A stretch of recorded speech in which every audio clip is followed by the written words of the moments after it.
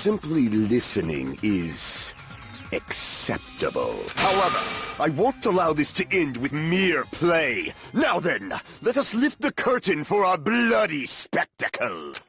You were expecting my normal intro, weren't ya? Well, the only way to start this review was with Gundham Tanaka, one of the best characters in modern day video games, at least in my opinion. But him starting this review is fitting, as Spike Chunsoft brings Danganronpa 2 Goodbye Despair from the PlayStation Vita over to the PC on April 18th, 2016. The murder mystery cult sequel sells for $29.99 and brings a unique cast of characters, tension and drama, and a little something extra to the Steam masses. But for all the original game did so well, can Danganronpa 2 bring it to the next level? Can it keep up the great pace it set in the first, keeping you on your toes as it throws twists, turns, and the kitchen sink at you? That's what I'm here to answer, but before I begin, this key was obtained from the publisher for the purposes of review. That won't change my opinion of the game in the end, but you should know that because of FTC guidelines, as well as the whole morals thing, you know? But there's an elephant in the room to address first. This review will be a spoiler-free review. Well, as much as it can be. See, for those who don't know, the Danganronpa series is a murder mystery series. Think Phoenix Wright meets Battle Royale. But that makes reviewing, in particular with video, a bit tricky. The whole not spoiling anything critical to the plot thing. So how do I do that? Simple. Selective footage, obviously edited footage, and some misdirection along the way. Basically, my goal is simple. Critically analyze the game, but not have you guys spoiled at the same time. Now why go to that length? Well, 1, to not be a dick. But reason 2 is a little more telling, because the Danganronpa series, in my opinion, is really worth it. And the last thing I want to do is spoil one of the best experiences I've had in recent years for anyone else. Let's start with the basic premise. You're Hajime Hinata, a new student at the famous Hope's Peak Academy. The school is prestigious. It takes in students who are the ultimates, the best at what they do in a particular skill of life. Some examples include the ultimate gymnast, the ultimate swordswoman, and the ultimate breeder. And no, not that kind of breeder. Animal breeder. But frankly, it may have a double meaning. What am I doing, you say? Ha! Now that is truly a foolish question. Basically, get into this school and you're guaranteed success. So a class of 16 freshmen are set to start a journey of a lifetime. But unlike the first game, they start off on a school trip with Yusumi, the teacher who's a moving, talking android-like bunny. Yeah, a little strange, but hey, roll with it. The students are to live together, gather the hope fragments on the island while taking in the sun. But hold on, didn't I say this was a murder mystery? It is, and you should know that things turn sour rather quickly. Monokuma shows up and takes control with his mono beasts and becomes the new teacher during this trip. And well, things get a little hairy. So here's the thing. The students are now stuck on the island, pretty much forever. No transportation is available, there's no way to swim to another location, and there's no way to communicate with the outside world. But good news, Monokuma says that there's one way they can get back to their lives and not be stuck on the island forever. Well, at least one of them can. See, the way to escape is simple. Kill someone else. Yep, kill a fellow classmate and you can leave. Well, it's not that simple. See, the Blackened, aka the murderer, also has to get away with it, and that's done via a class trial. But more on that later. Let's start with the formula that plays out in the game, starting with the first phase of gameplay. The first phase is the lead up to the eventual main event of the chapter, aka what I call the ramp up phase. It provides some overall story progression and new plot points. During this phase, you're allowed to explore the island while being able to choose specific characters to interact with and get to know them on a more personal level. You'll explore new places that might have opened up on the island while finding hidden Monokuma panels in the process. Basically, it's the someone's going to die soon, but let's try to figure out what the hell is going on in the meanwhile phase. And with it being a key part of the phase, let's go into one of the biggest strengths of the game, its characters. It's what a good murder mystery needs, interesting and complex characters that you can believe in. They've got to be written well so that you sympathize with them, but understand why they are able to kill someone given the right motive. Speaking of which, that's Monokuma's main job, provide that motive to kill. It's clear that these characters aren't just going to kill each other just to get off the island, and thus, Monokuma has to tempt them in various ways, whether it be through fear, through opportunity, or through another means. And it's up to the strength of the characters to sell whether or not that these motives would succeed in bringing them to the dark side. And Danganronpa 2 delivers that in spades.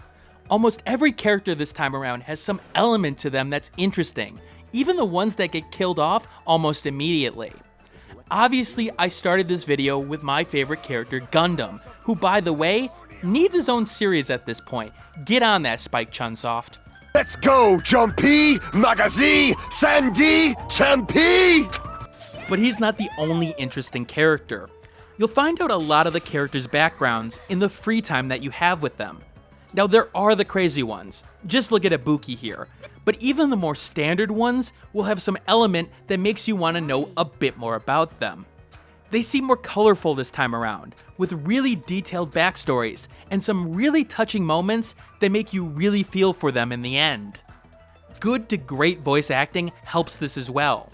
Now, you get the choice of the Japanese versus the English voice acting, but I find the English voice acting to be mostly on point.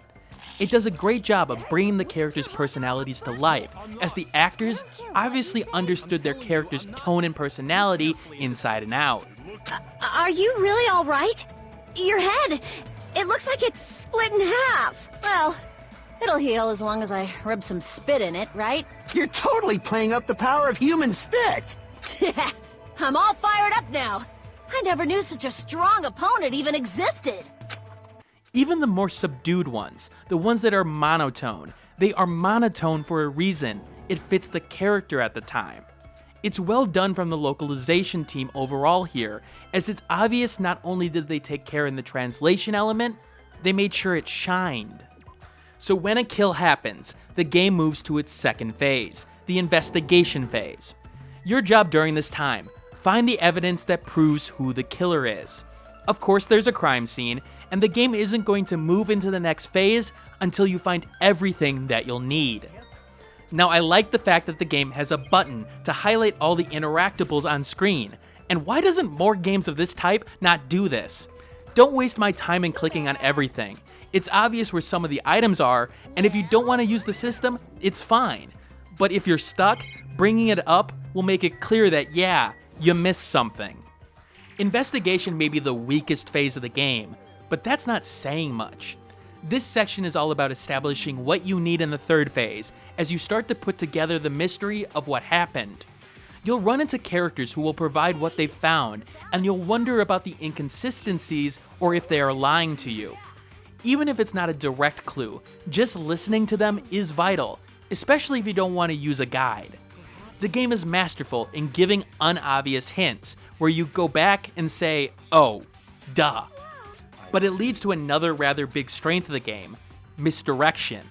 And what I mean specifically here, inconsistent misdirection. Sometimes murder mysteries get way too twisty in certain areas, yet too straight in others. Sometimes in its attempt to be unpredictable, it becomes predictable.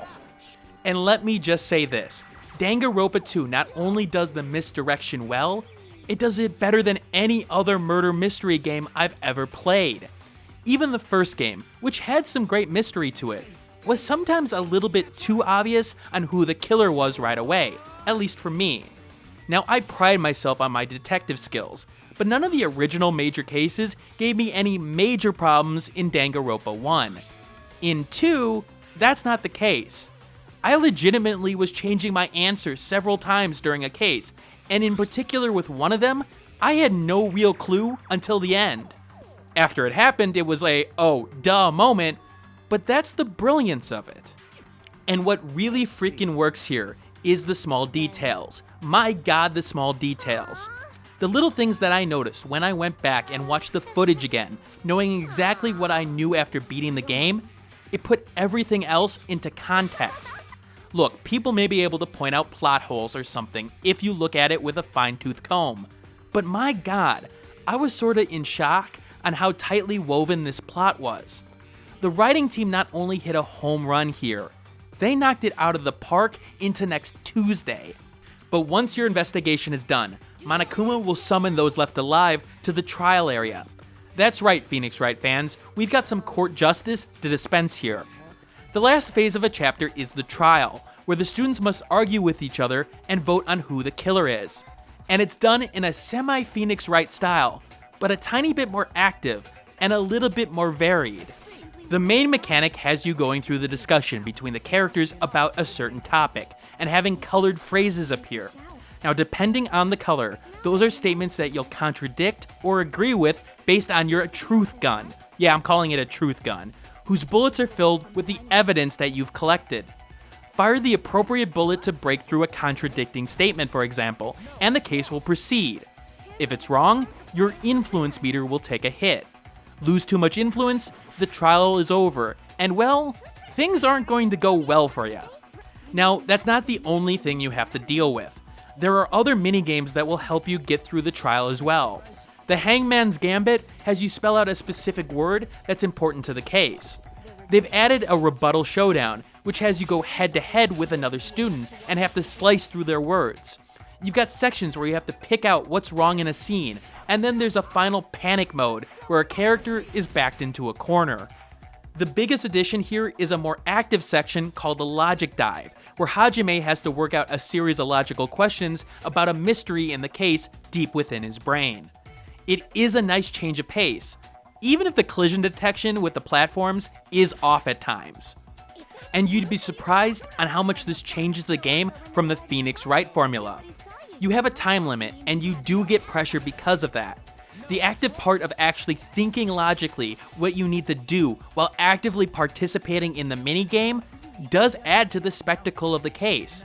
Shooting down noise with your silencer, having to slow down time so you can hit that phrase with the right bullet, and doing all of this while trying to answer a question? Yeah, it works. There will be times that you are stumped. There will be times that you really need to focus on descriptions of the evidence in question and look at things from a different perspective. The actual puzzle and logic part of the game is a good mixture of hard and easy. Although I will say there's one or two cases that another piece of evidence fit way too easy into contradicting a phrase. The game is smart about its hint system, as after cycling through an argument, Hajime reminds himself of something. That reminder will usually give you a slight, not overbearing hint, if you listen to it. It is nice that you can speed through the dialogue so you don't have to listen to a section again, but unlike Phoenix Wright, you have to start from the beginning of the argument and fast forward, and you can't go backwards. That's because of the whole time limit thing. In terms of difficulty, you'll never get to the point of wanting to throw your controller or keyboard, although I do admit, there was one or two points where I was tempted to look up an answer, the whole hitting embargo thing.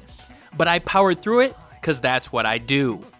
But luckily, the game has two difficulty settings with 3 levels each, one for the logic part of the game, and one for the reaction part of the game. So if you just want puzzles and suck at reactions, the game can adjust. I really like this, and more games need to follow this example. The cases are dramatic, they are a courtroom drama, and my god, they are heart-pounding. This is the kind of drama I like, the tension of what is to happen next in cases like these, not some silly YouTuber drama that means absolutely nothing.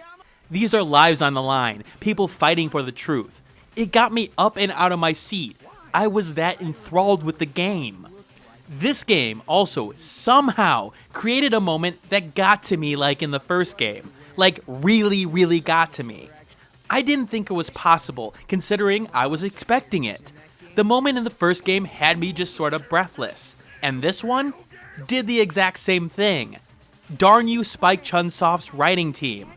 Also, thank you, but darn you, my feels, stop playing with them. After you completed the main game, which runs into the 24 to 30 hour range, you've got a couple of options on the side.